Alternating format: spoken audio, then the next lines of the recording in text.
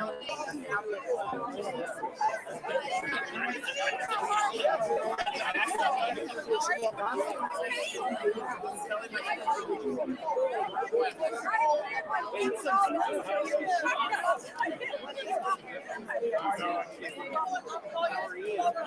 to see you.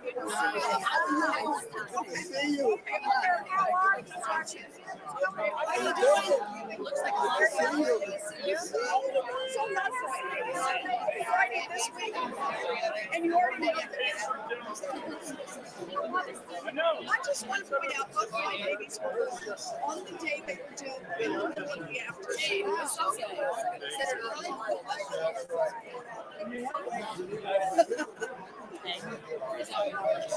Exciting.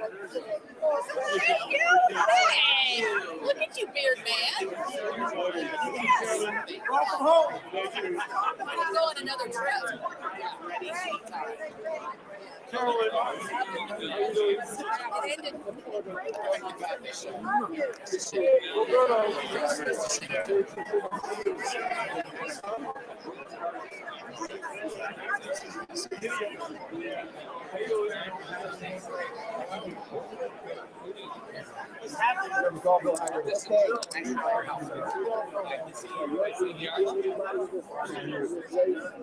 not.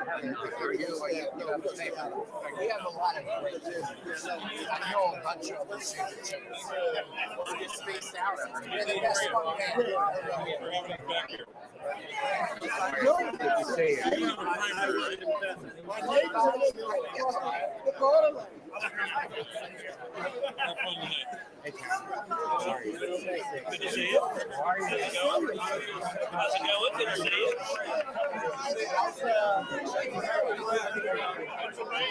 I doubt it. I think we'll be fine. I haven't seen any results, but I think the AG rate is a little bumpy. I'm not clear what's going to happen there. Probably going to run off. I think everything else will be pretty straight. You doing? Yeah, good to see you. Absolutely.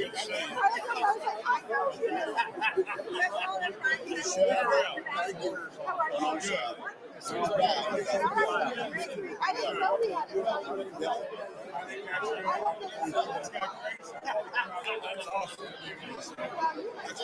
Hello, how you doing? I'm okay. She's great. Thank you.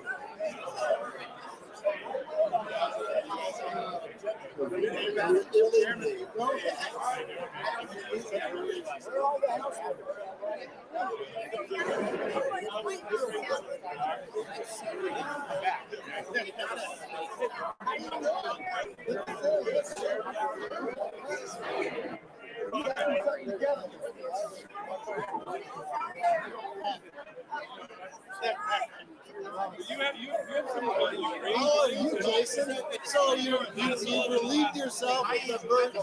I bet you I don't blame you.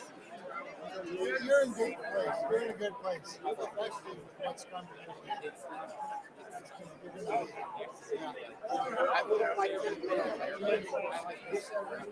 I don't blame you.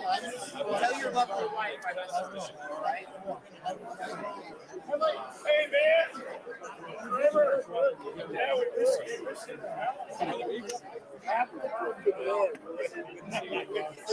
remember when we had I do. Absolutely. How are you? Good to see you. Whatever you need to do down there, you gotta get started. We are the key. Y'all are the key. Good to see you.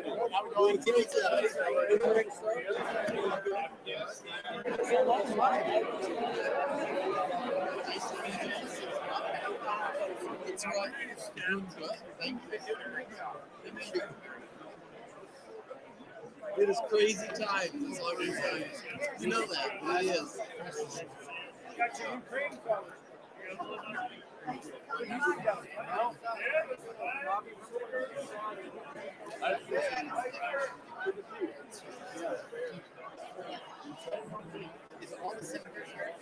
Been giving them out? Does everybody think? I couldn't say for all your Zoom now. Seems like about Oh, yeah, aren't you ranking on ag? Hey, ranking on agriculture. Excellent. Was chairman, but then the Dems took hopefully next time you'll be chair on ag. I'll be chair on agriculture. Great 1-2 punch. Then we'll do some good. Good deal. Good to see you. Hey.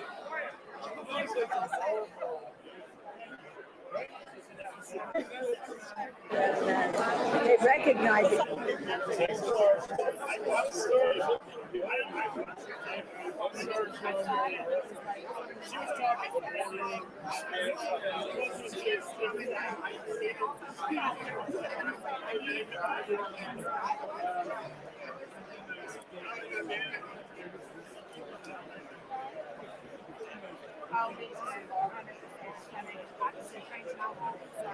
I never thought I'd do this job. Oh, really? It was, yeah. 1991. But, you know, Gary was in the program. It was, you know, a lot of people are the same, Sharon. A lot.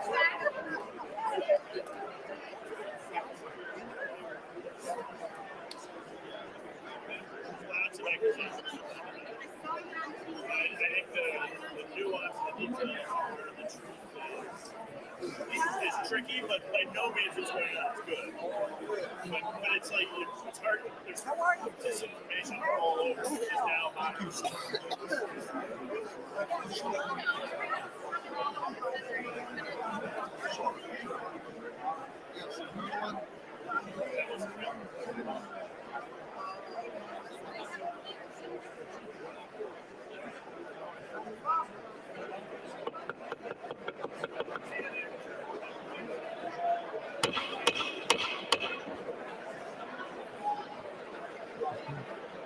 The joint session will come to order.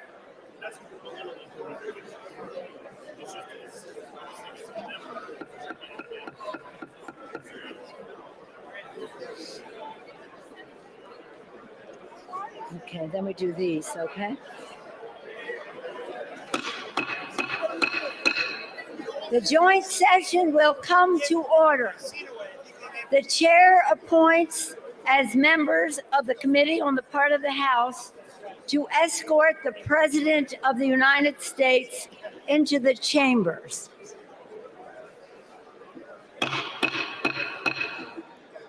The gentleman from Maryland, Mr. Hoyer.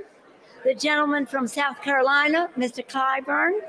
The gentleman from Massachusetts, the gentlewoman from Massachusetts, Ms. Clark. The gentleman from New York, Mr. Jeffries. The gentleman from New York, Mr. Sean Patrick Maloney. The woman from Ohio, Ms. Capter. The gentlewoman from Delaware, Ms. Blunt Rochester.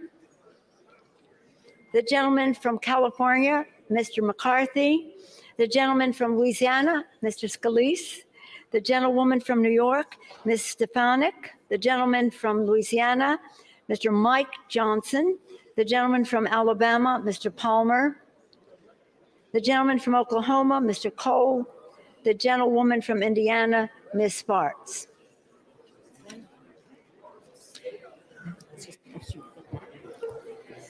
The President of the Senate, at the direction of that body, appoints the following senators as members of the Committee on the part of the Senate to escort the President of the United States into the House chamber. The Senator from New York, Mr. Schumer. The Senator from Vermont, Mr. Leahy. The Senator from Illinois, Mr. Durbin. The Senator from Michigan, Ms. Snapanow. The Senator from Minnesota, Ms. Klobuchar. The Senator from Wisconsin, Ms. Baldwin. The Senator from Kentucky, Mr. McConnell. The Senator from South Dakota, Mr. Thune. The Senator from Wyoming, Mr. Barrasso. The Senator from Iowa, Ms. Ernst. The Senator from Missouri, Mr. Blunt. And the Senator from Iowa, Mr. Grassley. The members of the escort committee will exit the chamber through the lobby doors.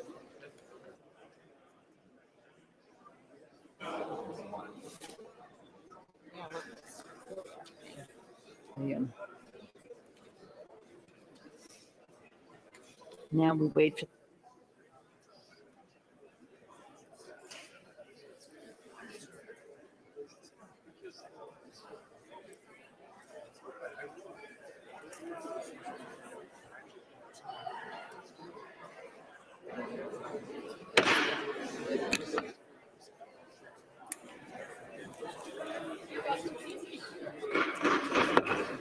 Madam Speaker, the Dean of the Diplomatic Corps.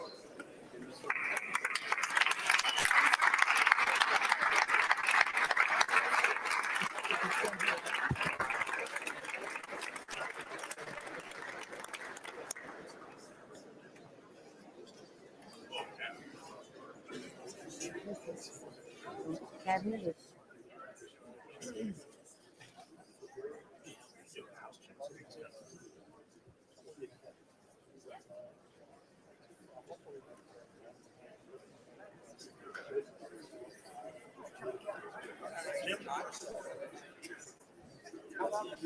We had our big dinner tonight.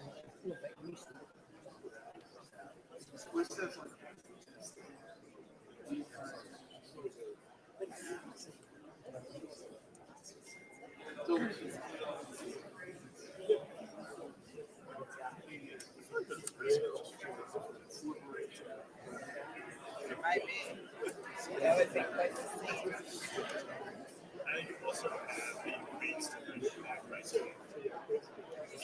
Depends on your cat. You can see it.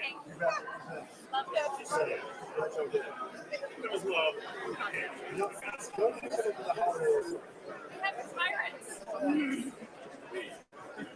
I'll think about it. This material is not like It's not quite sticky material. Microwavers. Just push. Should I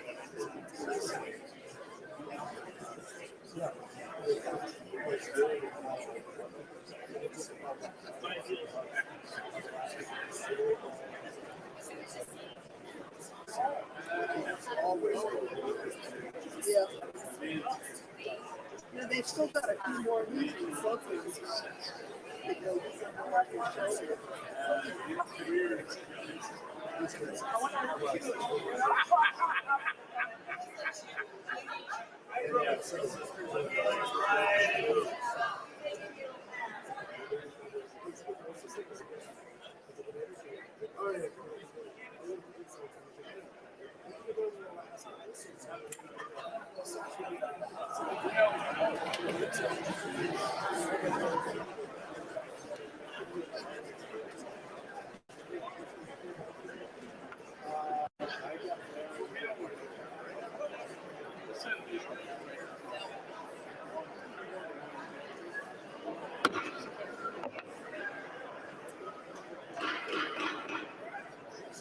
Madam Speaker, the Chief Justice and Associate Justices of the Supreme Court.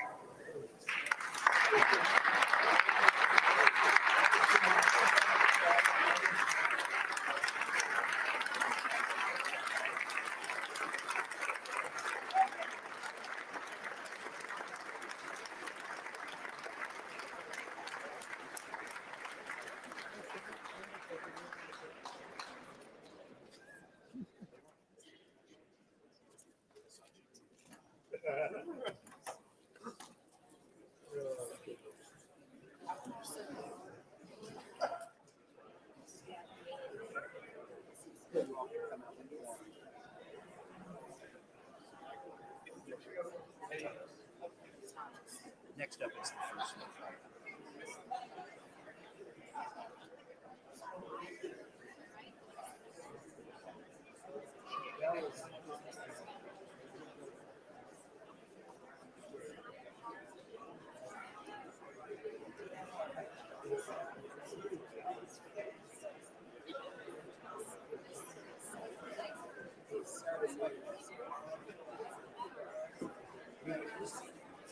Yeah, I know.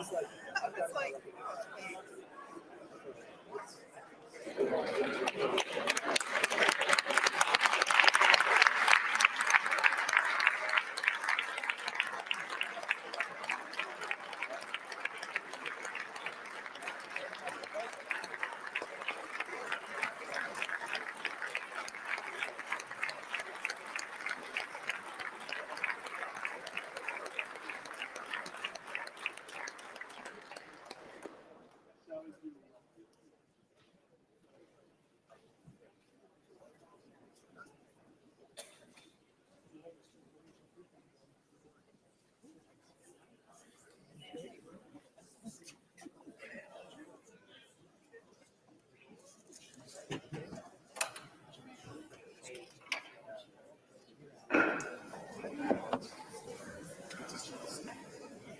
Madam Speaker, the President's Cabinet.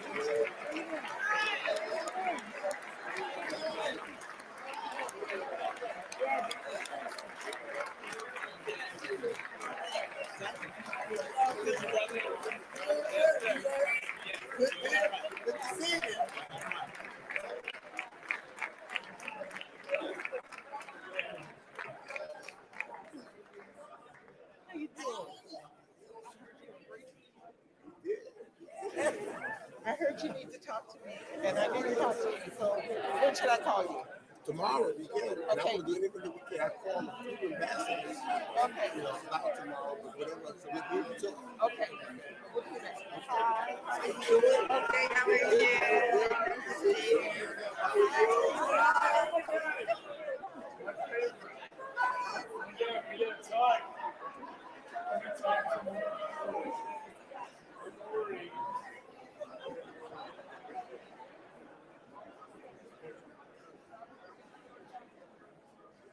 She's good.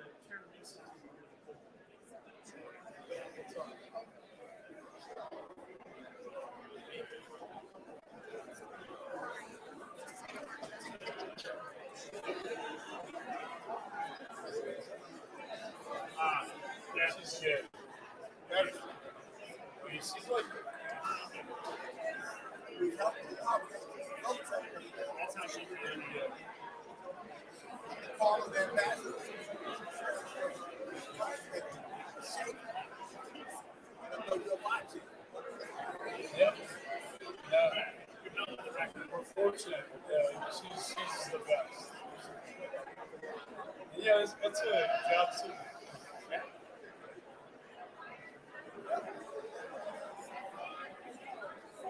So, hey, great. So, it's my ninth term. I don't really know who's coming out of the state. It's states. Some guy that's supposed to be the most powerful man in the world. Most powerful man. Wow. And then you and I were like, what are we doing?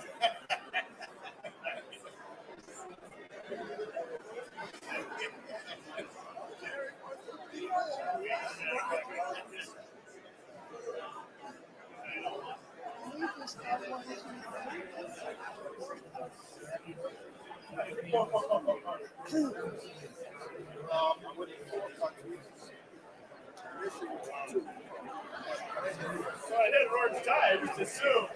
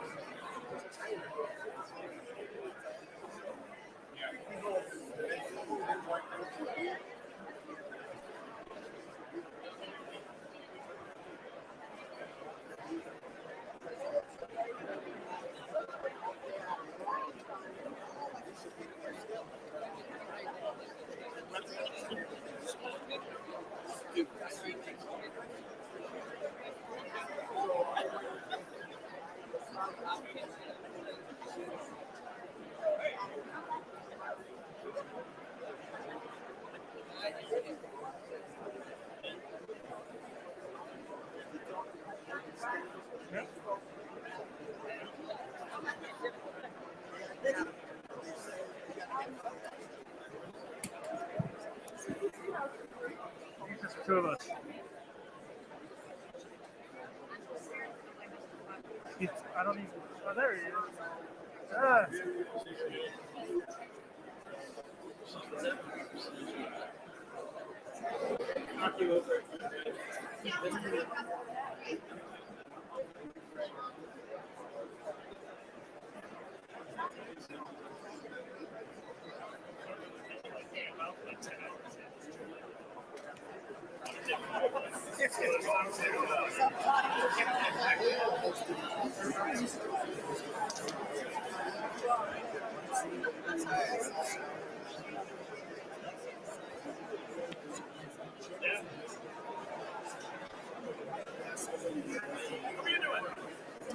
All right.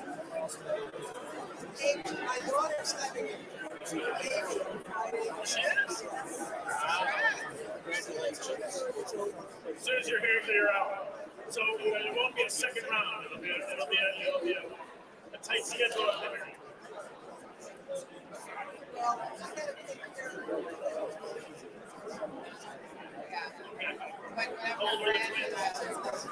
Okay.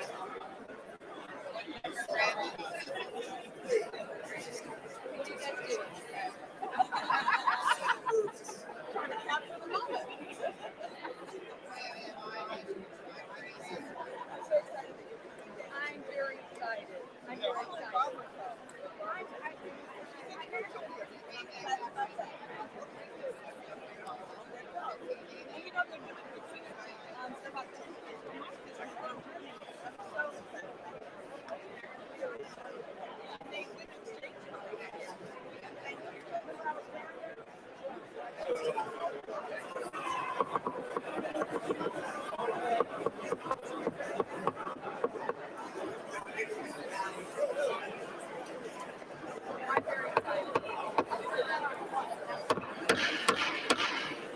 Madam Speaker, the President of the United States.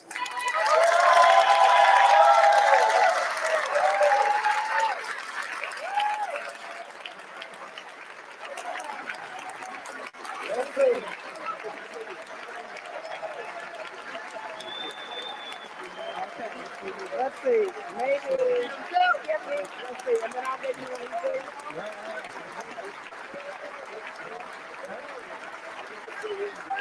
Yes, you are.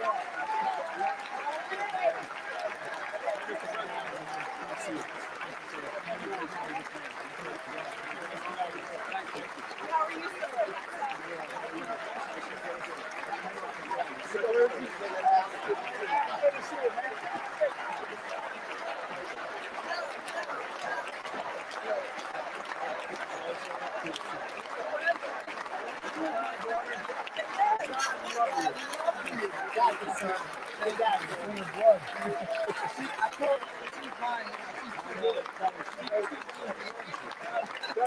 feeling? Good to see you.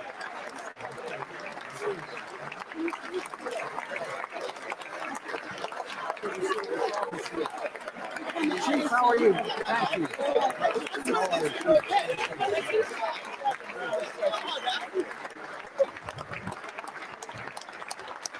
Great, Jay.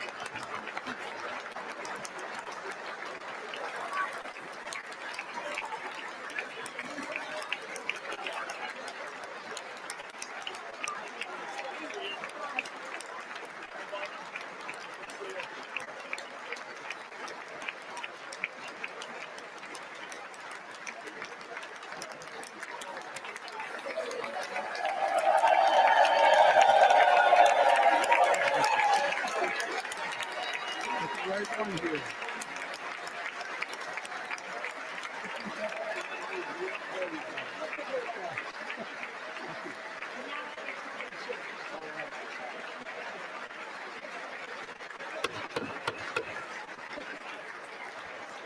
Members of Congress, I have the high privilege and distinct honor of presenting to you the President of the United States.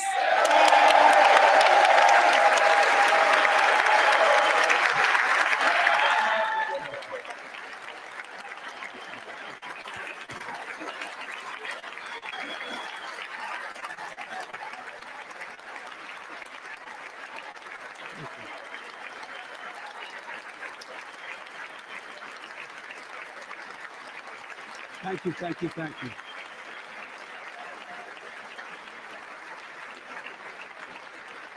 Thank you all very much. Thank you, General. Thank you. Thank you.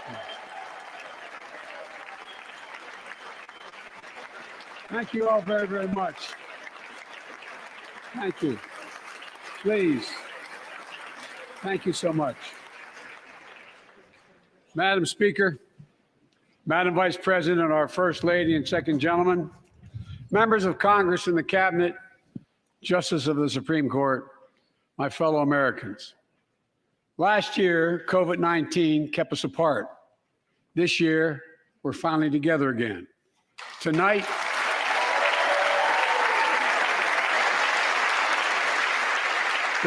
we meet as Democrats, Republicans, Independents, but most importantly, as Americans, with the duty to one another, to America, to the American people, to the Constitution, and an unwavering resolve that freedom will always triumph over tyranny.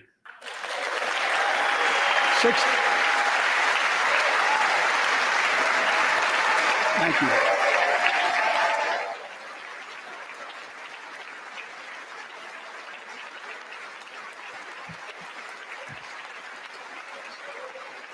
6 days ago, Russia's Vladimir Putin sought to shake the very foundations of the free world, thinking he could make it bend to his menacing ways. But he badly miscalculated. He thought he could roll into Ukraine and the world would roll over. Instead, he met with a wall of strength he never anticipated or imagined. He met the Ukrainian people.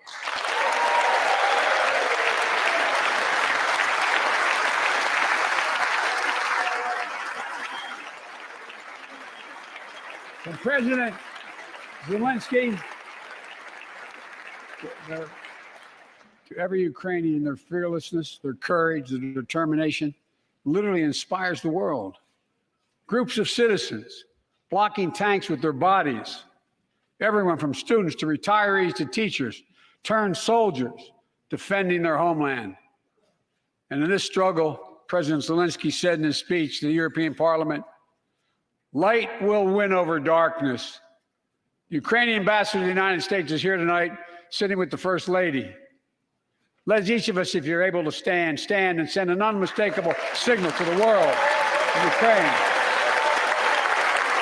Thank you. Thank you, thank you, thank you.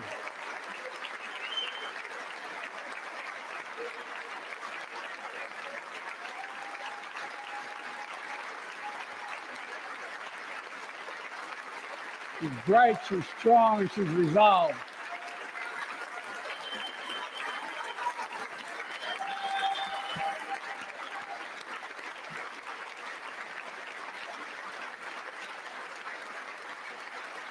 Yes, we, the United States of America, stand with the Ukrainian people. Throughout our history, we've learned this lesson. When dictators do not pay a price for their aggression, they cause more chaos. They keep moving, and the cost, the threats to America and America to the world keeps rising. That's why the NATO alliance was created, to secure peace and stability in Europe after World War II. The United States is a member, along with 29 other nations. It matters. American diplomacy matters. American resolve matters. Putin's latest attack on Ukraine was premeditated and totally unprovoked. He rejected repeated efforts at diplomacy. He thought the West and NATO wouldn't respond. He thought he could divide us at home, in this chamber, in this nation. He thought he could divide us in Europe as well. But Putin was wrong. We are ready. We are united, and that's what we did. We stayed united. We prepared extensively and carefully. We spent months building coalitions of other freedom-loving nations in Europe and the Americas, from America to the Asian and African continents, to confront Putin. Like many of you, I spent countless hours unifying our European allies. We shared with the world in advance what we knew Putin was planning and precisely how we would try to falsify and justify his aggression. We countered Russia's lies with the truth.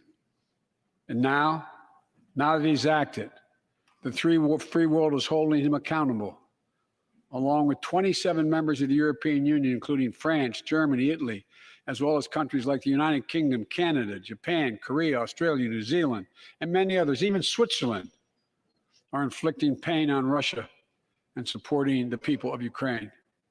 Putin is now isolated from the world more than he has ever been. Together,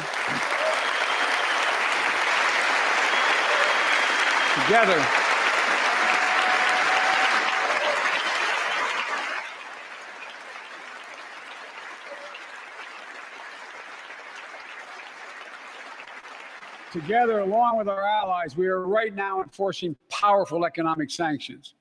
We're cutting off Russia's largest banks in the international financial system, preventing Russia's central bank from defending the Russian ruble, making Putin's $630 billion war fund worthless. We're choking Russia's access to technology that will sap its economic strength and weaken its military for years to come. Tonight, I say to the Russian oligarchs and the corrupt leaders who bilk billions of dollars off this violent regime, no more. The United States, I mean it.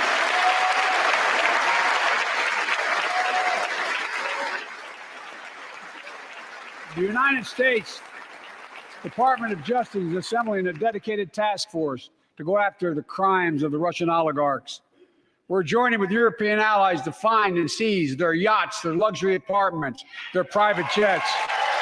We're coming for your ill-begotten gains. And tonight, I'm announcing that we will join our allies in closing off American airspace to all Russian flights, further isolating Russia and adding additional squeeze on their economy.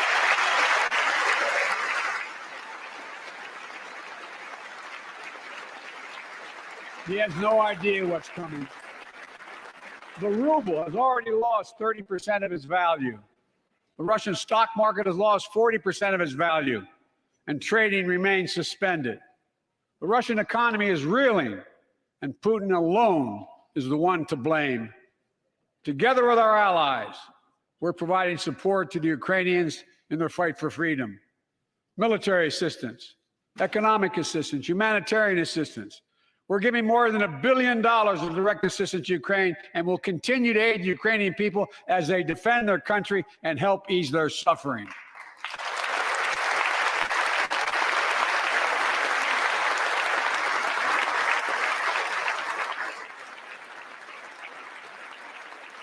But let me be clear. Our forces are not engaged and will not engage in the conflict with Russian forces in Ukraine. Our forces are not going to Europe to fight Ukraine, but to defend our NATO allies in the event that Putin decides to keep moving west. For that purpose, we have mobilized American ground forces, air squadrons, ship deployments to protect NATO countries, including Poland, Romania, Latvia, Lithuania, and Estonia. And as I've made crystal clear, the United States and our allies will defend every inch of territory that is NATO territory with the full force of our collective power. Every single inch.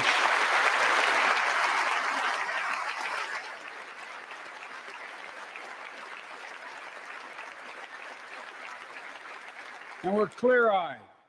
The Ukrainians are fighting back with pure courage. But the next few days, weeks, and months will be hard on them. Putin has unleashed violence and chaos.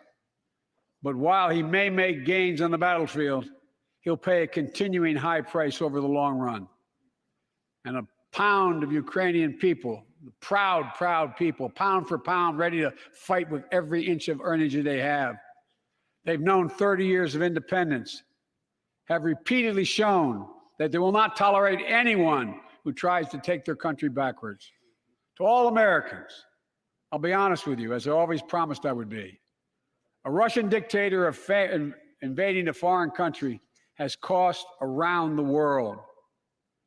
And I'm taking robust action to make sure the pain of our sanctions is targeted at Russian economy and that we use every tool at our disposal to protect American businesses and consumers. Tonight, I can announce the United States has worked with 30 other countries to release 60 million barrels of oil from reserves around the world. America will lead that effort, releasing 30 million barrels of our own strategic petroleum reserve. And we stand ready to do more if necessary, united with our allies. These steps will help blunt gas prices here at home, but I know news about what's happening can seem alarming to all Americans. But I want you to know we're going to be okay. We're going to be okay. When the history of this era is written, Putin's war in Ukraine will have left Russia weaker and the rest of the world stronger. While it shouldn't,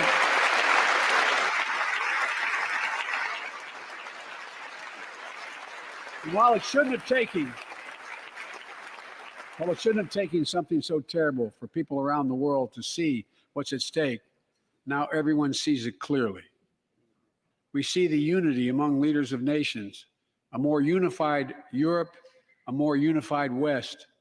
We see unity among the people who are gathering in cities and large crowds around the world, even in Russia, to demonstrate their support for the people of Ukraine. In the battle between democracy and autocracies, democracies are rising to the moment, and the world is clearly choosing the side of peace and security. This is the real test, and it's going to take time. So let us continue to draw inspiration from the iron will of the Ukrainian people. To our fellow Ukrainian Americans who forged the deep bond that connects our two nations, we stand with you. We stand with you. Putin may circle Kyiv with tanks, but he'll never gain the hearts and souls of the Iranian people. He'll never extinguish their love of freedom, and he will never weaken the resolve of the free world.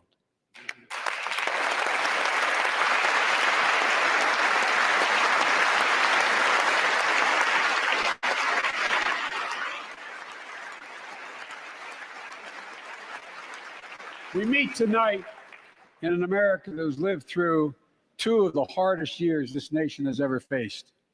The pandemic has been punishing, and so many families are living paycheck to paycheck, struggling to keep up with the rising cost of food, gas, housing, and so much more. I understand, like many of you did. My dad had to leave his home in Scranton, Pennsylvania to find work.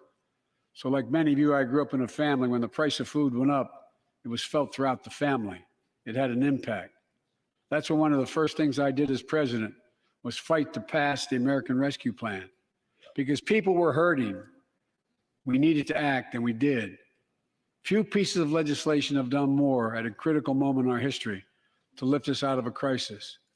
It fueled our efforts to vaccinate the nation and combat COVID-19, delivered immediate economic relief to tens of millions of Americans. It helped put food on the table. Remember those long lines of cars waiting for hours just to get a box of food put in their trunk.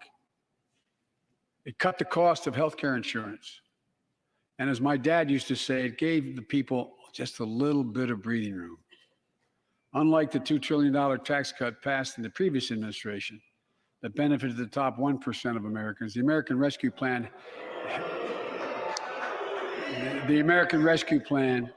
helped working people and left no one behind. Folks,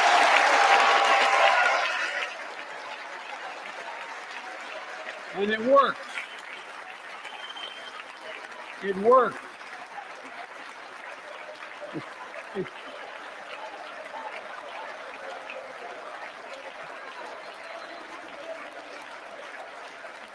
It worked.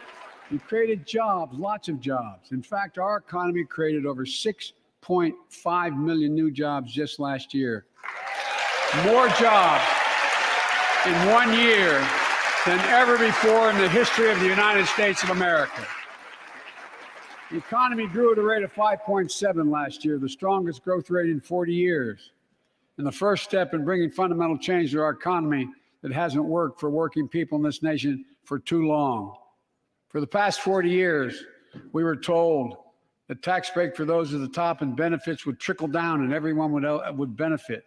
But that trickle down theory led to a weaker economic growth, lower wages, bigger deficits, and a widening gap between the top and everyone else in nearly a century. Look, Vice President Harris and I ran for office, and I realize we have fundamental disagreements on this, but ran for office with a new economic vision for America. Invest in America, educate Americans, grow the workforce, build the economy from the bottom up and the middle out, not from the top down, because we know, because when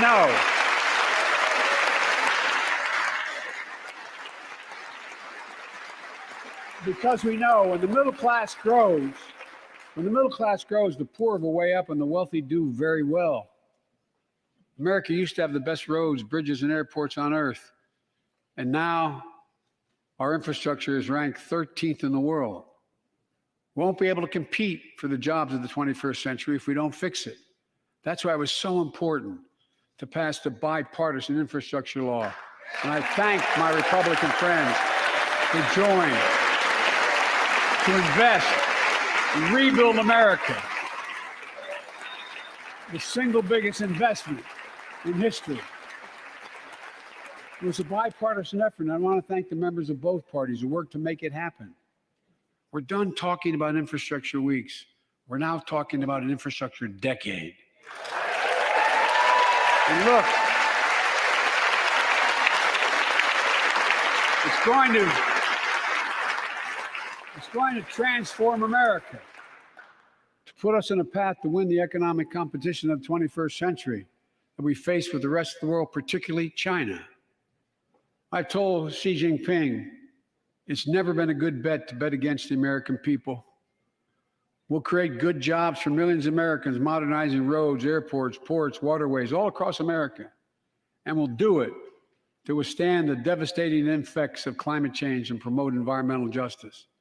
We'll build a national network of 500,000 electric vehicle charging stations. Begin to replace the poisonous lead pipes so every child, every American has clean water to drink at home and at school. We're going to provide affordable, high-speed internet for every American, rural, suburban, urban, and tribal communities. 4,000 projects have already been announced. Many of you have announced them in your districts. And tonight, I'm announcing that this year, we will start fixing over 65,000 miles of highway and 1,500 bridges in disrepair. And folks,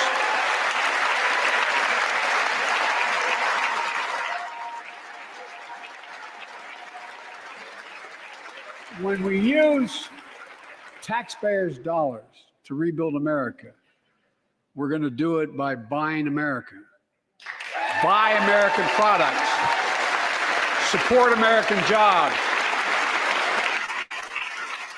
The federal government spends about $600 billion a year to keep this country safe and secure.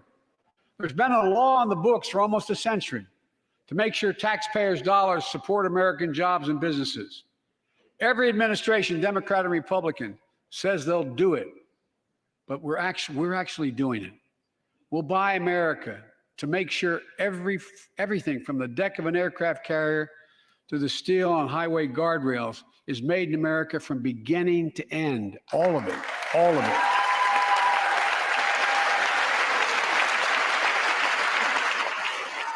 But folks, to compete for the jobs of the future, we also need a level playing field with China and other competitors. That's why it's so important to pass the Bipartisan Innovation Act sitting in Congress that will make record investments in emerging technologies and American manufacturing. We used to invest almost 2% of our GDP in research and development. We don't now. China is. Let me give you one example why it's so important to pass. If you travel 20 miles east of Columbus, Ohio, you'll find 1,000 empty acres of land. It won't look like much, but if you stop and look closely, you'll see a field of dreams. the ground on which America's future will be built. That's where Intel, the American company that helped build Silicon Valley, is going to build a $20 billion semiconductor megasite, up to 8 state-of-the-art factories in one place, 10,000 new jobs. And in those factories, the average job about $135,000 a year. Some of the most sophisticated manufacturing in the world to make computer chips the size of a fingertip, that power the world in everyday lives, from smartphones, technology, the internet, technology is yet to be invented. But that's just the beginning. Intel CEO Pat Gelsinger, who is here tonight, I don't know where Pat is. Pat, there you go, Pat, stand up.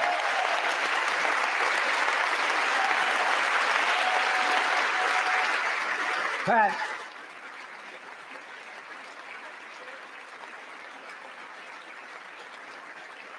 came to see me and he told me they're ready to increase their investment from 20 billion to 100 billion. That would be the biggest investment in manufacturing in American history. And all they're waiting for is for you to pass this bill. So let's not wait any longer. Send it to my desk, I'll sign it, and we'll really take off in a big way. And folks, Intel is not alone. There's something happening in America. Just look around and you'll see an amazing story. The rebirth of pride that comes from stamping products made in America. The revitalization of American manufacturing. Companies are choosing to build new factories here when just a few years ago they would have gone overseas. That's what's happening. Ford is investing $11 billion in electric vehicles, creating 11,000 jobs across the country. GM is making the largest investment in its history, $7 billion to build electric vehicles, creating 4,000 jobs in Michigan. All told, 369,000 new manufacturing jobs were created in America last year alone. Folks,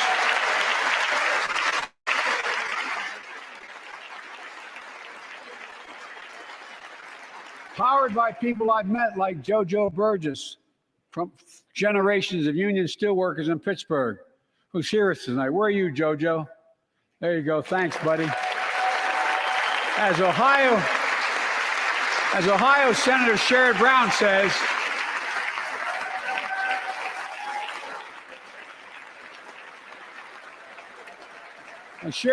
says, it's time to bury the label Rust Belt. It's time to see the what used to be called the Rust Belt become the home of a significant resurgence of manufacturing. And with all the bright spots in our economy, record job growth, higher wages, too many families are struggling to keep up with their bills. Inflation is robbing them of gains they thought otherwise they would be able to feel. I get it. That's why my top priority is getting prices under control. Look, our economy roared back faster than almost anyone predicted, but the pandemic meant that businesses had a hard time hiring enough people because of the pandemic to keep up production in their factories. So you didn't have people making those beams that went into buildings because they were out. The factory was closed. The panic also disrupted the global supply chain. Factories close. When that happens, it takes longer to make goods and get them to the warehouses, to the stores, and prices go up. Look at cars last year. 1/3 of all the inflation was because of automobile sales. There weren't enough semiconductors to make all the cars that people wanted to buy. And guess what? Prices of automobiles went way up, especially used vehicles as well. And so we have a choice. One way to fight inflation is to drive down wages and make Americans poorer. I think I have a better idea to fight inflation. Lower your costs, not your wages. Folks,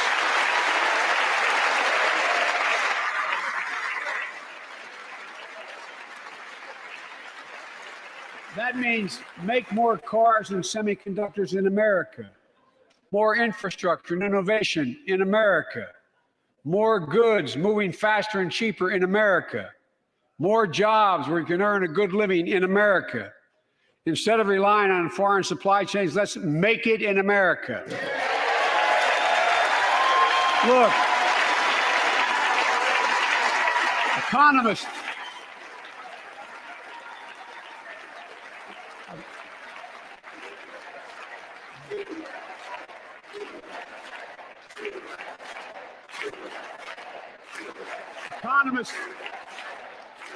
call this increasing the productive capacity of our economy.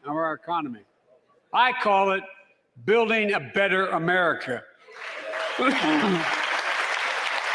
My plan to fight inflation will lower your cost and lower the deficit. 17 Nobel laureates in economics said my plan will ease long-term inflationary pressures. Top business leaders, and I believe most Americans support the plan. And here's the plan. First, cut the cost of prescription drugs.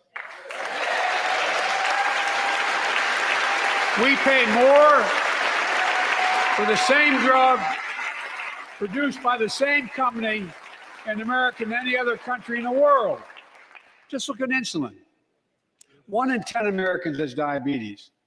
In Virginia, I met a 13-year-old boy, the handsome young man standing up there, Joshua Davis.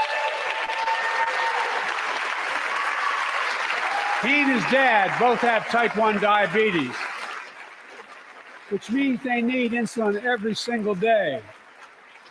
Insulin costs about $10 a vial to make. That's what it costs the pharmaceutical company. But drug companies charge families like Joshua and his dad up to 30 times that amount. I spoke with Joshua's mom.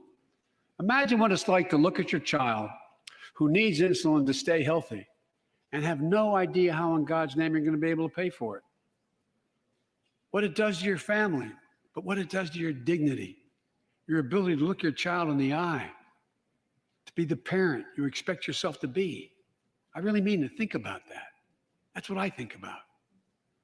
You know, yesterday, Joshua's here tonight, but yesterday was his birthday. Happy birthday, buddy, by the way. For Joshua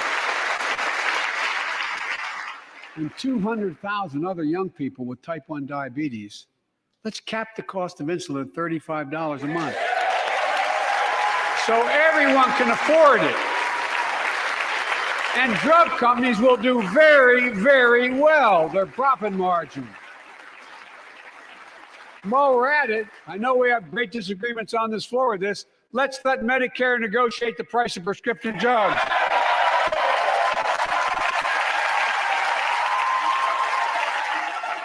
They already set the price for VA drugs.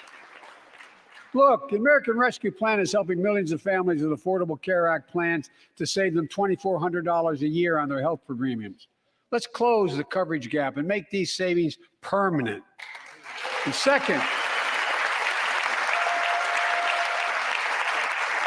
let's cut energy costs for families, an average of $500 a year by combating climate change. Let's provide an investment tax credits to weatherize your home and your business, to be energy efficient and get a tax credit for it.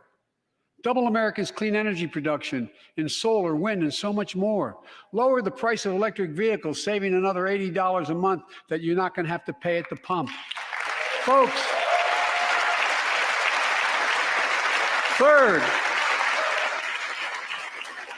the third thing we can do to change the standard of living for hardworking folks is cut the cost of child care. Cut the cost of child care. Folks,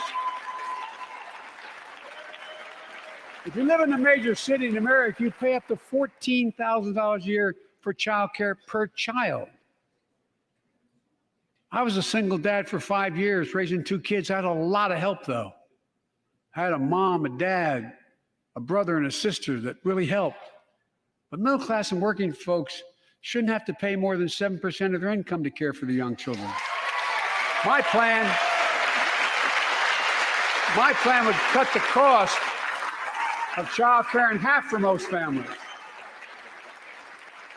and help parents, including millions of women who left the workforce during the pandemic because they couldn't afford childcare, to be able to get back to work, generating economic growth.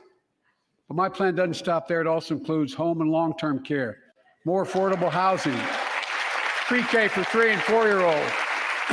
All these will lower costs for families. And under my plan, nobody, let me say this again, nobody earning less than $400,000 a year will pay an additional penny in new taxes. Not a single penny.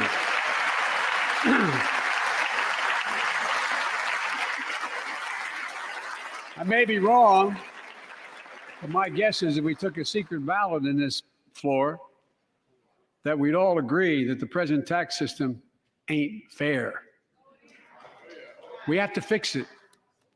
I'm not looking to punish anybody, but let's make corporations and wealthy Americans start paying their fair share. Look, last year,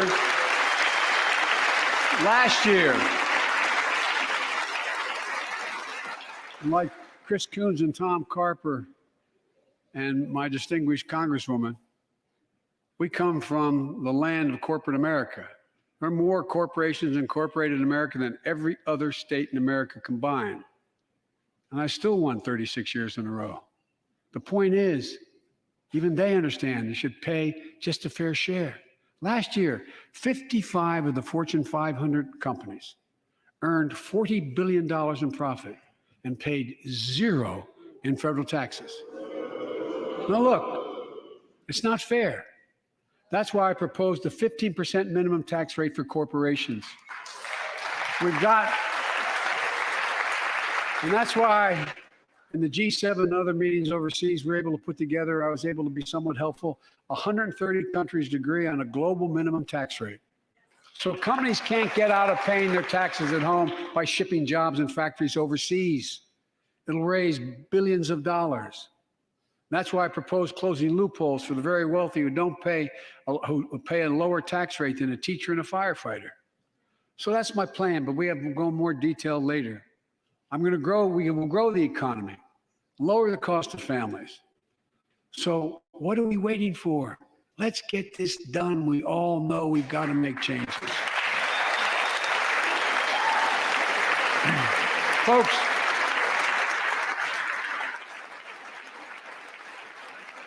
and while you're at it, confirm my nominees for the Federal Reserve, which plays a critical role in fighting inflation.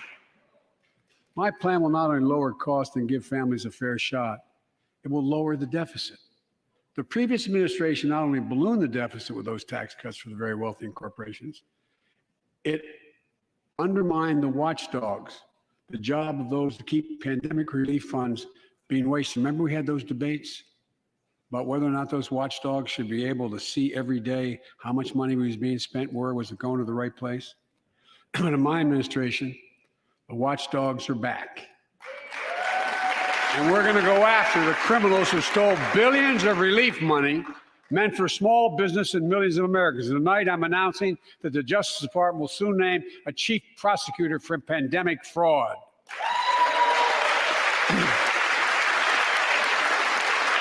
Look,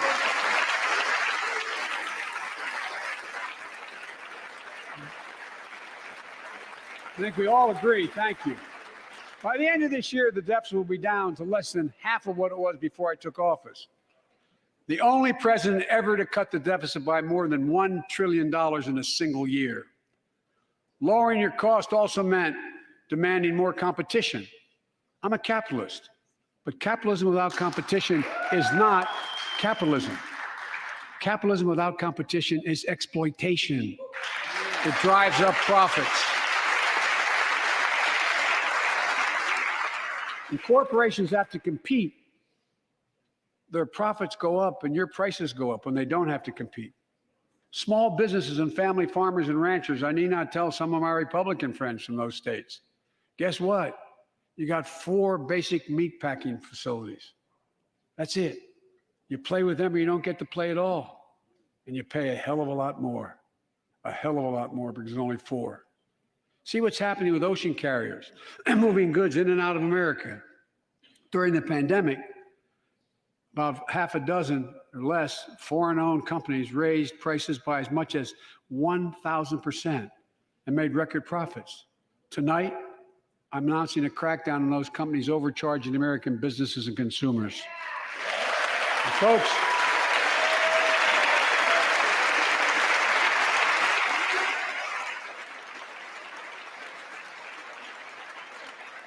and as Wall Street firms take over more nursing homes, quality in those homes has gone down and costs have gone up. That ends on my watch. Medicare is going to set higher standards for nursing homes and make sure your loved ones get the care they deserve and that they inspect and they will look at closely. We're also going to cut costs to keep the economy going strong and giving workers a fair shot, provide more training and apprenticeships, hire them based on skills, not just their degrees. Let's pass the Paycheck Fairness Act and paid leave. Raise the minimum wage to $15 an hour and extend the child tax credit so no one has to raise a family in poverty. Let's increase Pell Grants, increase our historic support for HBCUs, and invest in what Jill, our First Lady who teaches full-time, calls America's best kept secret, community colleges.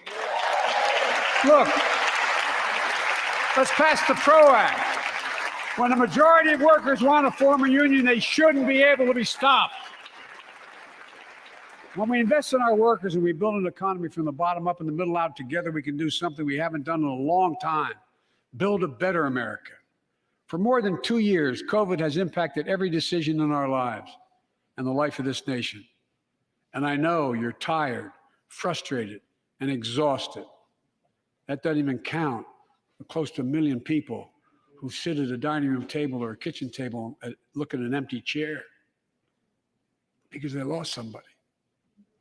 But I also know this, because of the progress we've made, because of your resilience and the tools that we have been provided by this Congress, tonight I can say we're moving forward safely back to more normal routines.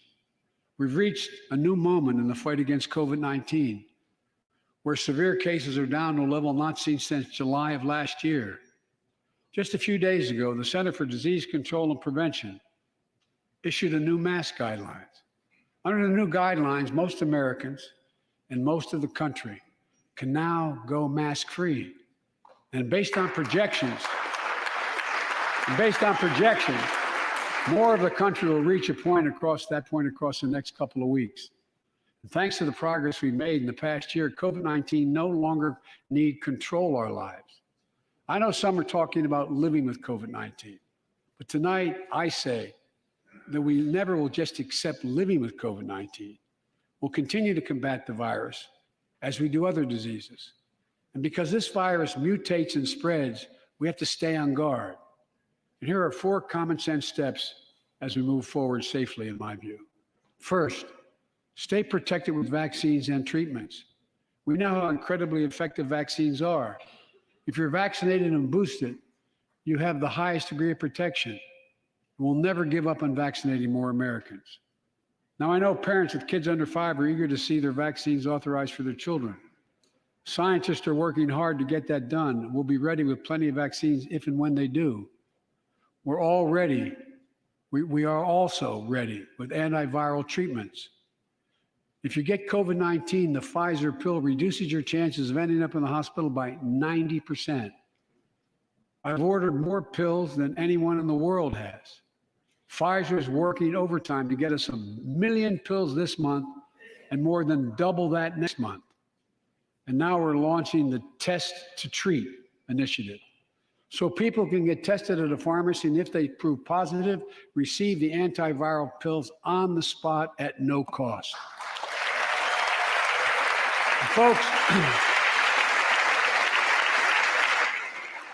if you're immunocompromised or have some other vulnerability, we have treatments and free high-quality masks. We're leaving no one behind or ignoring anyone's needs as we move forward. On testing, we've made hundreds of millions of tests available, and you can order them for free to your doorstep. And we've already ordered free tests. If you already ordered free tests tonight, I'm announcing you can order another group of tests. Go to covidtest.gov starting next week, and you can get more tests. Second, we must prepare for new variants. Over the past, we've gotten much better at detecting new variants. If necessary, we'll be able to develop new vaccines within 100 days instead of maybe months or years. And if Congress provides the funds we need, we'll have new stockpiles of tests, masks, pills ready if needed. I can't promise a new variant won't come, but I can promise you we'll do everything within our power to be ready if it does. Third,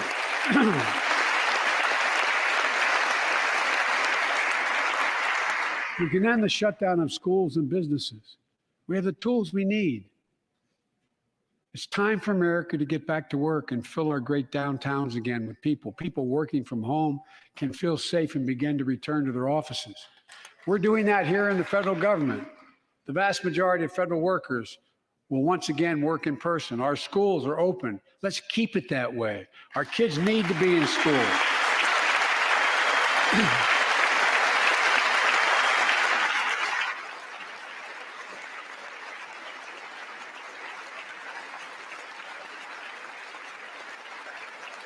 With 75% of adult Americans fully vaccinated and hospitalizations down by 77%, most Americans can remove their masks and stay in the classroom and move forward safely. We achieved this because we provided free vaccines, treatments, tests, and masks. Of course, continuing this costs money, so I'll not surprise you. I'll be back to see you all. And I'm going to soon send a request to Congress. The vast majority of Americans have used these tools and may want again. We may need them again. So I expect Congress, and I hope you'll pass that quickly. Fourth, we'll continue vaccinating the world. We've sent 475 million vaccine doses to 112 countries, more than any nation on earth. We won't stop because you can't build a wall high enough to keep out a vaccine. The vaccine can stop the spread of these diseases. You know, we've lost so much in COVID-19. Time with one another. The worst of all, the loss of life. Let's use this moment to reset. So stop looking at COVID as a partisan dividing line. See it for what it is, a god-awful disease. Let's stop seeing each other as enemies and start seeing each other for who we are, fellow Americans. Look,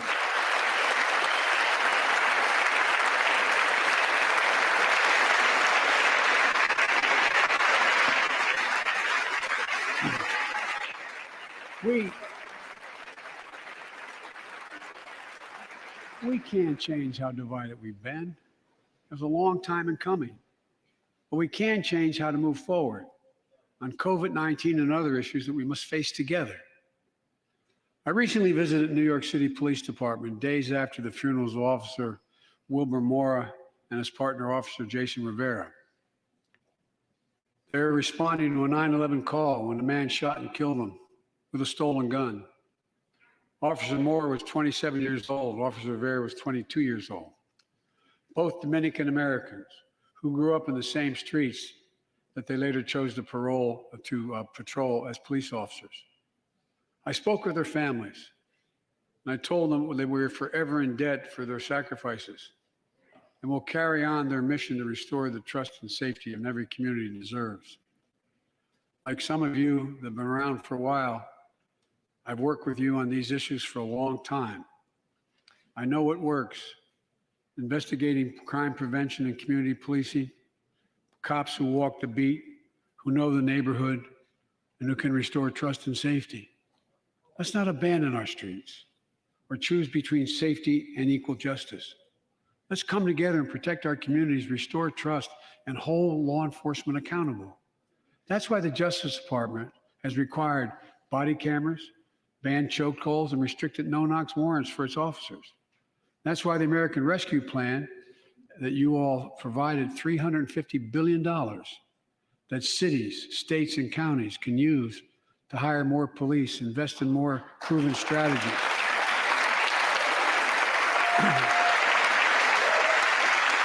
Proven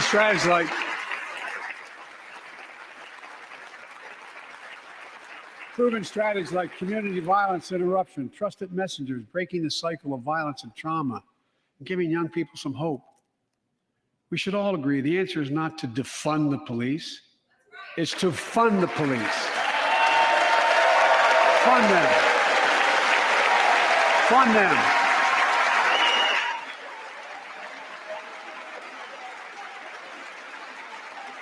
Fund them with resources and training. Resources and training they need to protect our communities. I ask Democrats and Republicans alike to pass my budget and keep our neighborhoods safe. And we'll do everything in my power to crack down on gun trafficking of ghost guns that you can buy online, assemble at home, no serial numbers, can't be traced. I ask Congress to pass proven measures to reduce gun violence. Pass universal background checks. Why should anyone on the terrorist list be able to purchase a weapon? Why? Why? And folks, ban assault weapons with high-capacity magazines hold up to 100 rounds. You think the deer are wearing Kevlar vests? Look, repeal the liability shield. It makes gun manufacturers the only industry in America that can't be sued. The only one. Imagine had we done that with the tobacco manufacturers. These laws don't infringe on the Second Amendment. They save lives. The most fundamental right in America is the right to vote and have it counted. And look, it's under assault. In state after state, new laws have been passed. Not only to suppress the vote, we've been there before, but to subvert the entire election. We can't let this happen. Tonight, I call on the Senate to pass the Freedom to Vote Act, pass the John Lewis Act, Voting Rights Act. And while you're at it, pass the Disclose Act so Americans know who's funding our election. Look, tonight, I'd like to honor someone who dedicated his life to serve this country. Justice Breyer, an Army veteran, constitutional scholar, retiring Justice of the United States Supreme Court. Justice Breyer, thank you for your service. Thank you, thank you, thank you. I mean it. Get up, stand, let them see you. Thank you.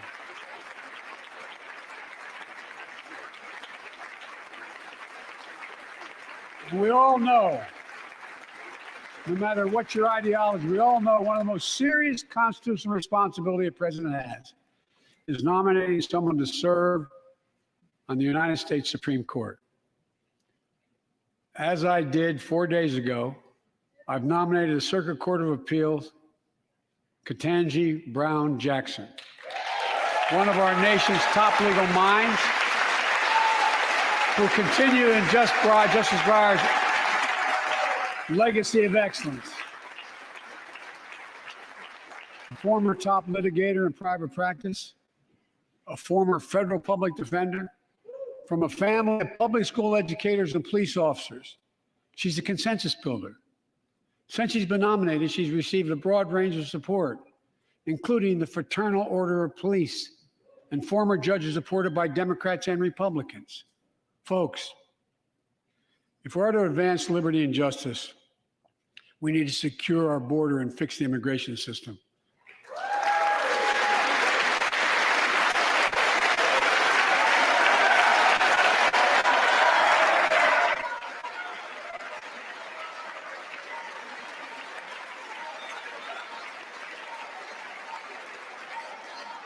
And as you might guess, I think we can do both. At our border, we've installed new technology like cutting-edge scanners to better detect drug smuggling. We've set up joint patrols with Mexico and Guatemala to catch more human traffickers. We're putting in place dedicated immigration judges in a significant larger number so families fleeing persecution and violence can have their cases heard faster, and those who don't legitimately hear can be sent back. We're screening, we're securing commitments and supporting partners in South and Central America to host more refugees and secure their own borders. We can do all this while keeping lit the torch of liberty that has led a generation of immigrants to this land, my forebears and many of yours. Provide a pathway to citizenship for dreamers, those with temporary status, farm workers, essential workers. Revise our laws so businesses have workers they need and families don't wait decades to reunite. It's not only the right thing to do, it's economically smart thing to do. That's why the immigration reform is supported by everyone from labor unions to religious leaders to the U.S. Chamber of Commerce. Let's get it done once and for all. Folks,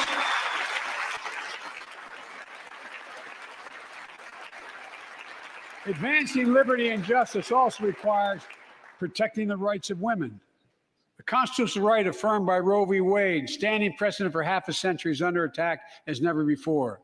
If you want to go forward, not backwards, we must protect access to health care, preserve a woman's right to choose, and continue to advance maternal health care for all Americans. And folks, for our LGBTQ plus Americans, let's finally get the Bipartisan Equality Act to my desk. The onslaught of state laws targeting transgender Americans and their families, it's simply wrong. And I've said last year, especially to our younger transgender Americans, I'll always have your back as your president so you can be yourself and reach your God-given potential. Folks,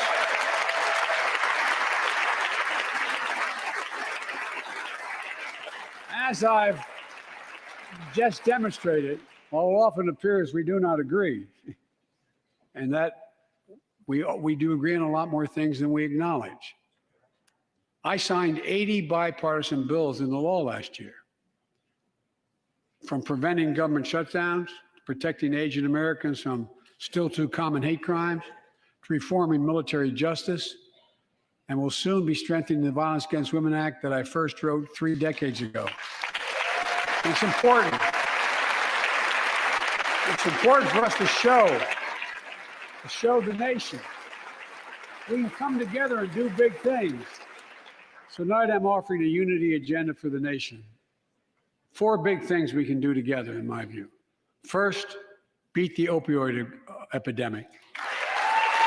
There's so much we can do.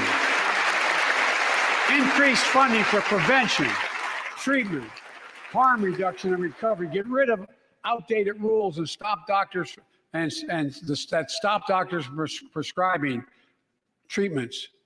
Stop the flow of illicit drugs by working with state and local law enforcement to go after the traffickers. And if you're suffering from addiction, you should know you're not alone. I believe in recovery, and I celebrate the 23 million Americans in recovery. Second, let's take on mental health, especially among our children whose lives and education have been turned upside down.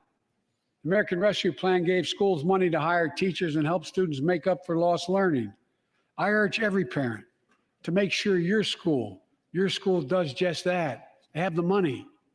We can all play a part. Sign up to be a tutor or a mentor. Children were also struggling before the pandemic: bullying, violence, trauma, and the harms of social media.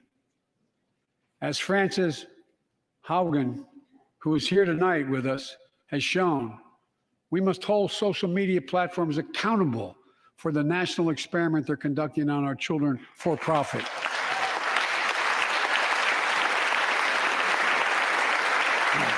Folks,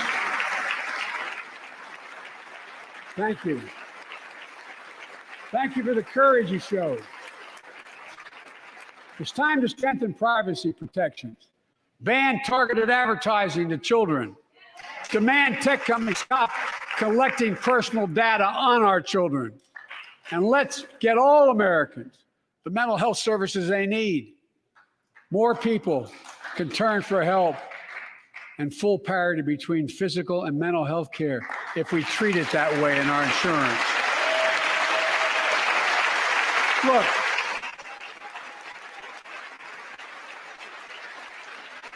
the third piece of that agenda is support our veterans. Veterans are the backbone and the spine of this country. They're the best of us. I've always believed that we have a sacred obligation to equip those we send to war and care for those in their family when they come home. My administration is providing assistance in job training, housing, and now helping lower-income veterans get VA care debt-free. And our troops in Iraq and Afghanistan have faced many dangers, one being stationed at bases breathing in toxic smoke from burn pits. Many of you have been there. I've been in and out of Iraq and Afghanistan over 40 times. These burn pits that incinerate waste, the waste of war, medical and hazardous material, jet fuel, and so much more. And they come home, many of the world's fittest and best trained warriors in the world. Never the same. Headaches, numbness, dizziness. A cancer that would put them in a flag-draped coffin. I know. One of those soldiers was my son, Major Bo Biden. I don't know for sure if the burn pit that he lived near, that his hooch was near in Iraq and earlier than that in Kosovo, is the cause of his brain cancer, the disease of so many other troops. But I am committed to find out everything we can, committed to military families like Danielle Robinson from Ohio, the widow of Sergeant First Class Heath Robinson. He was born a soldier, Army National Guard, combat medic in Kosovo and Iraq, stationed near Baghdad, just yards from burn pits the size of football fields. Danielle is here with us tonight. They love going to Ohio State football games.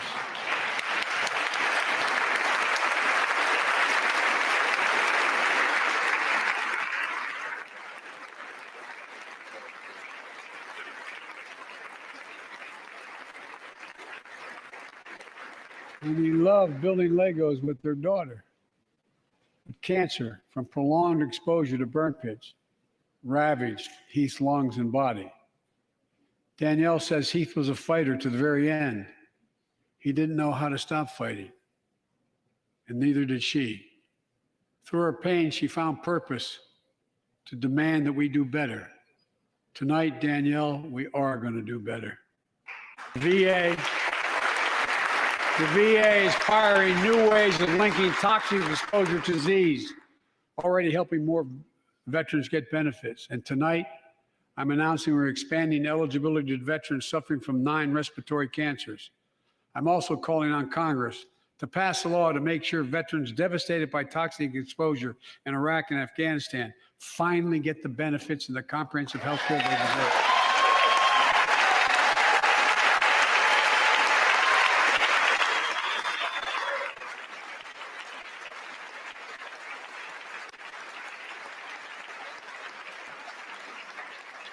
And fourth and last, let's end cancer as we know it. This is personal.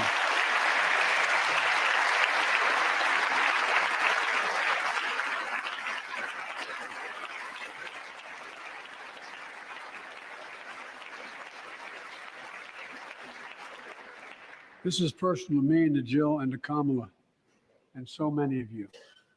So many of you have lost someone you love. Husband, wife, son, daughter, mom, dad. Cancer is the number 2 cause of death in America, second only to heart disease. Last month, I announced the plan to supercharge the cancer moonshot that President Obama asked me to lead 6 years ago. Our goal is to cut cancer death rates by at least 50% over the next 25 years, and I think we can do better than that. Turn cancers from death sentences into treatable diseases. More support for patients and their families. To get there, I call on Congress to fund what I called ARPA-H, Advanced Research Projects Agency for Health, patterned after DARPA and the Defense Department. Projects that led in DARPA to the internet, GPS, and so much more to make our forces more safer and be able to wage war more with more clarity. ARPA will have a singular purpose: to drive breakthroughs in cancer, Alzheimer's and diabetes, and more. A unity agenda for the nation. We can do these things. It's within our power. And I don't see a partisan edge to any one of those four things. My fellow Americans, tonight, we've gathered in this sacred space, a citadel of democracy, in this Capitol. Generation after generation of Americans have debated great questions, amid great strife, and have done great things.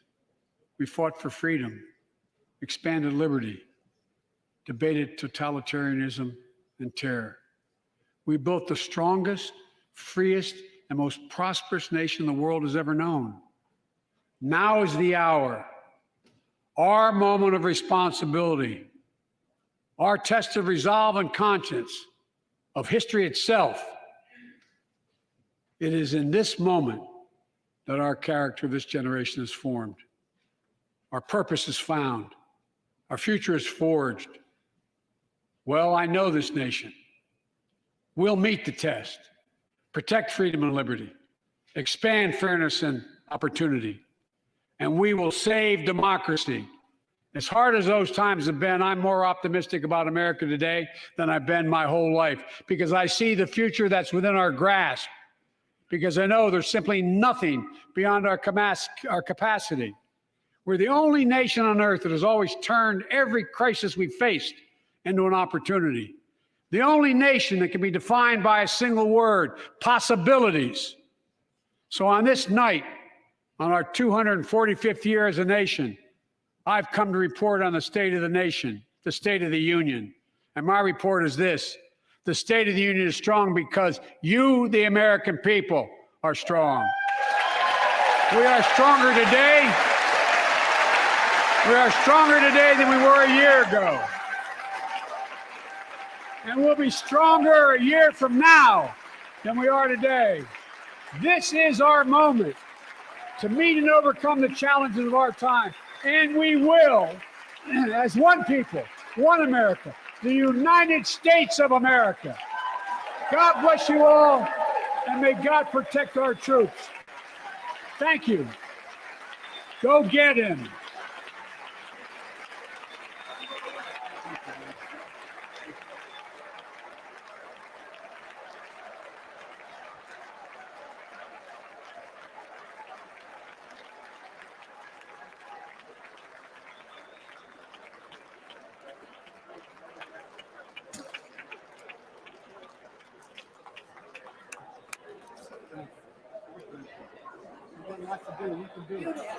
Beautiful.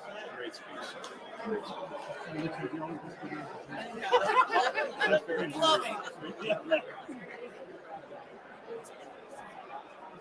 Thank you. Good to see you guys. Well,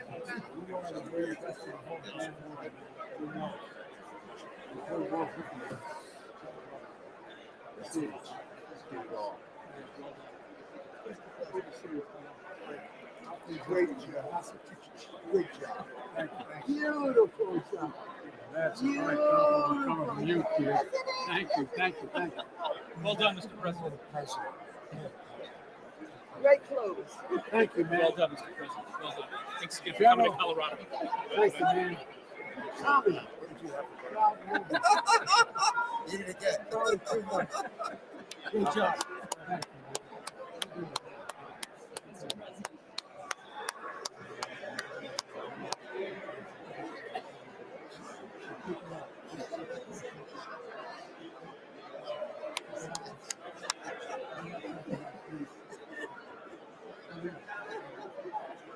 Thank you, man. Well done, Mr. President. That's a hell of a speech. Great job, Mr. President. yes. Nice inspirational. You know, they asked me, what did I want to hear tonight? I said, I wanted you to give us some hope. You knocked it out the park. Thank you. Thank you. Thank you. Great job. Besides, we got the best damn generals in the world. Well, I'll tell you what. I'll tell you, listen to everything you say, as you know. Oh, good to see you, man. right.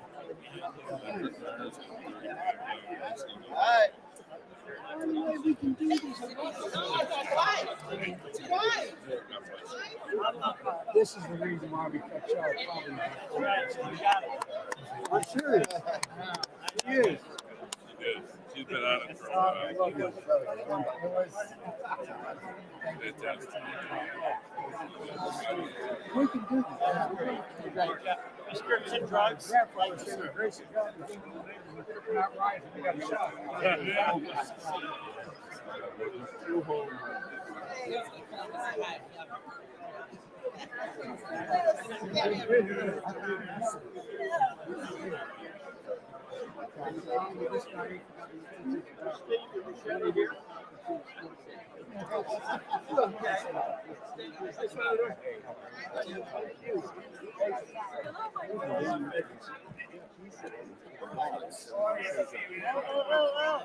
Thank you, Justin.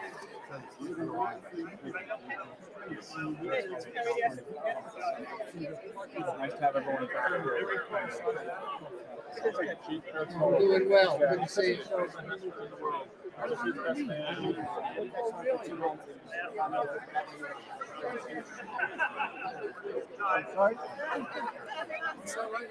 Absolutely.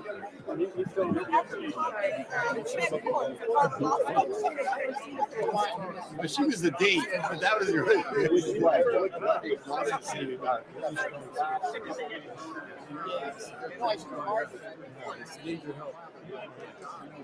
What you gonna do? Ohio, thank you so much twice tonight. Thank you for everything. Oh, it's gonna be huge, right, my district. Thank you. Oh my gosh, I didn't know. I mean, I didn't even react. If you know those two words, bulldozer. I mean, that's what I love. Oh my God, that's so. Enormous respect. Oh, I mean, look at me, man. You know it's true. We go back a long way, pal. I think she's pretty good. She's pretty solid. absolutely. She is great. Absolutely. Absolutely. I'll tell you what, man. IBW Bullets is the reason I'm standing. Yeah, should be good to start talking. I was at the historic speech. I'm fired up. I don't want this guy too fired up. I'm fired up. I'm inspired. You got guns. Listen, man, I'm trying to take care of myself. I'm trying to be like you. Thanks. Congratulations. Yes, yes, yes. What's the story?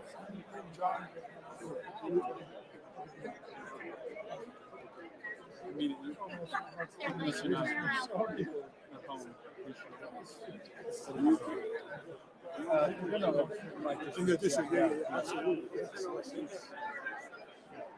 Thanks for talking about children.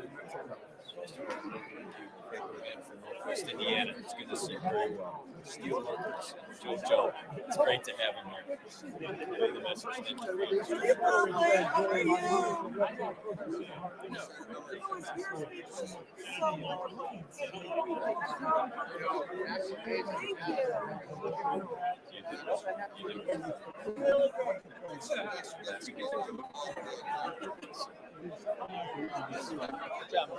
Thank you. Thanks for doing.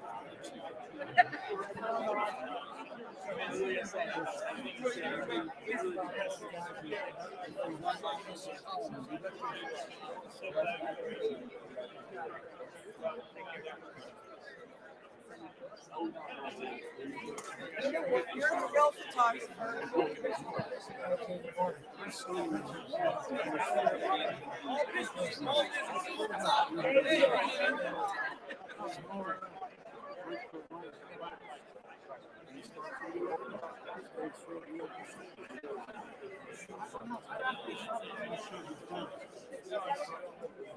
Thank you.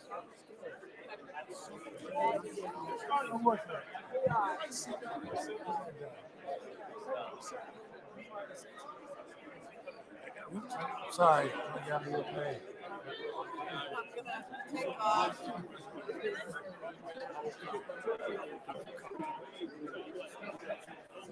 Look good enough, really. You know what I mean? You know what I mean?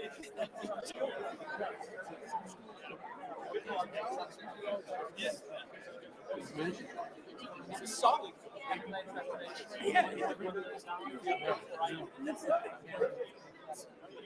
See you later. Is the president really still here? Mr. President, welcome to the park. I was choosing Gojo the whole time. I was like inappropriate in every way. I kept stepping up and saying, Gojo, Gojo. I was jumping up the whole time. I keep trying. Yes, oh, this lady too. She started it out. I had to let her go. I know. Sorry. No, we did. Make it. Yeah. You really did great. She really did great. Yeah, he literally said all the high points over and over again. It's like all I hear is those blah, blah, blah.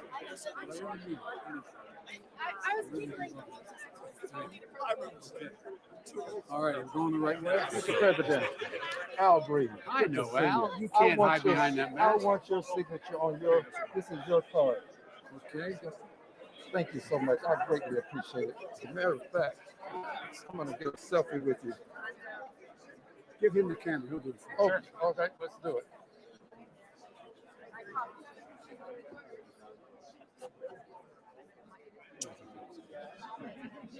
Thank you.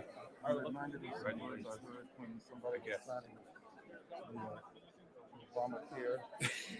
About the deed. Oh, look. God, thank God. Thank God my mother didn't hear that. Mr. President. Oh. Mr. President. Thanks. You're mildly prejudiced. I love It's just my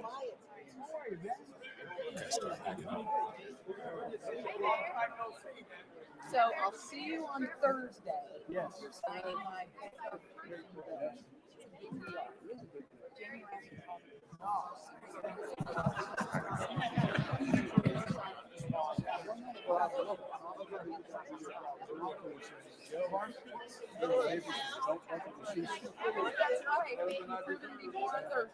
I look forward to seeing you.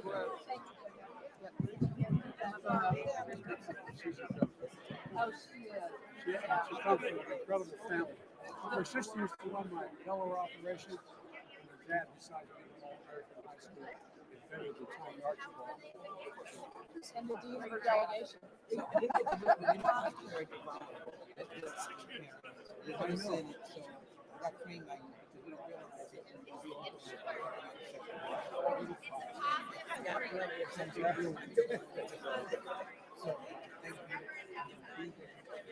Anything I can do, I care.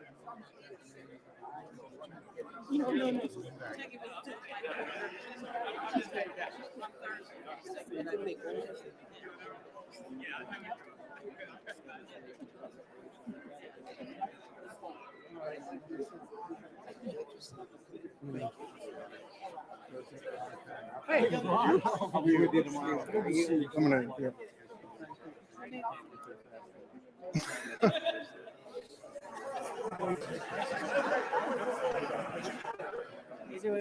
Thank you. Good to see you again. You're mildly prejudiced in my behalf. Thank you.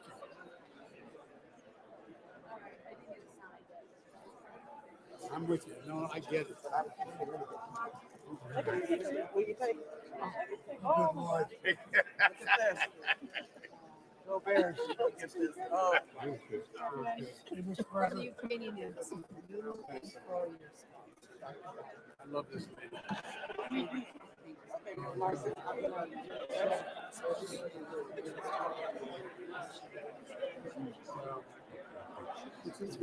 Yeah, it is. It is.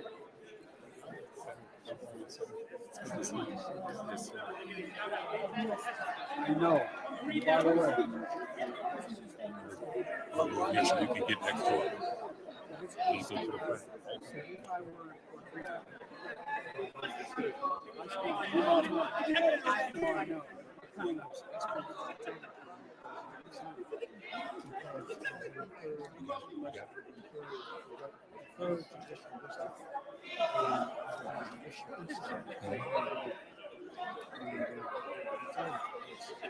Support Guess what? I ain't feeling okay.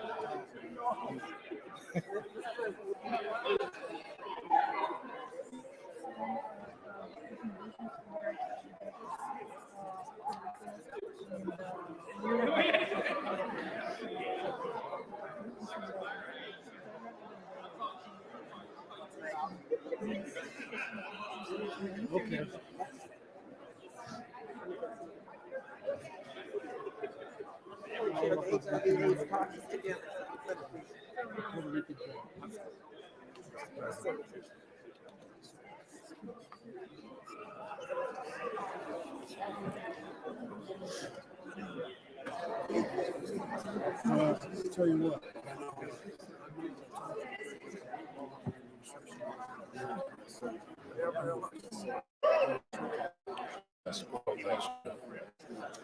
Why not? This part was easy. Yes.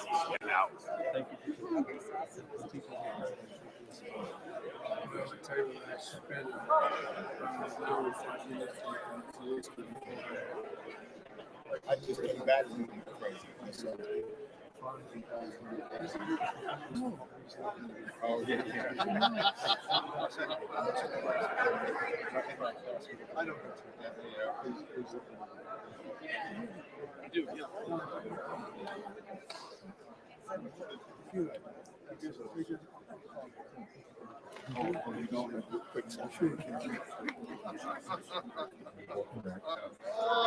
Mix.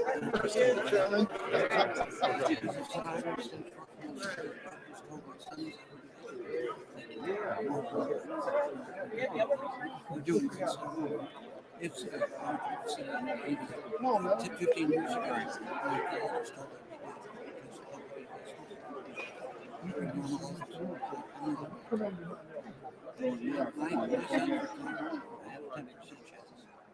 You'll take it.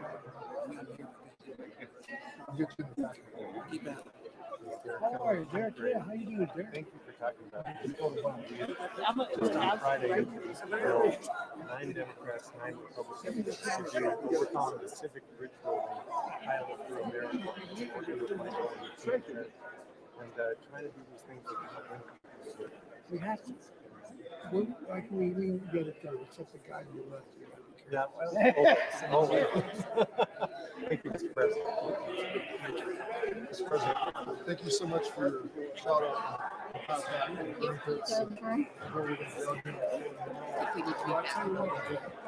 Hey, sir. Good to see you. Good to see you as well.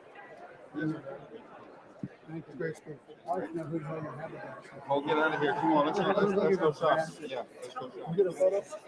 Yeah, come on, jump in. All right, I'll get on here. All right, get your face in this. I'm gonna go back this way.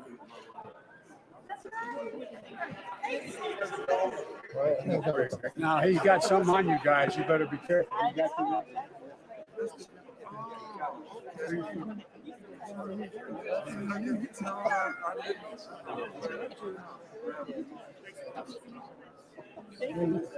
Now, I've been around so long, I remember when not only Houston, not only Austin, Houston was all blue. They were good old days. Thank you, sir. Turn around, look at the mother. Oh, that's a great shot. Yeah. Thank you. Survivors out there. Thank you. Okay, now I can. Okay. That's clear. Great job. What's your name? Mark. Mark, good to see you. Thank you. Excuse me. Thank you. How are you? How are you, Mr. President? Well, thanks for smiling. No, oh, I was inspired tonight. Is that a belt Chelsea? Divine night. There you go, man.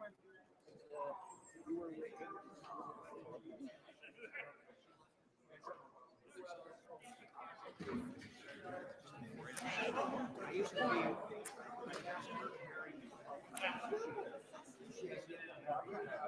keeps asking me, but I keep telling him he's mad. That would be the reason.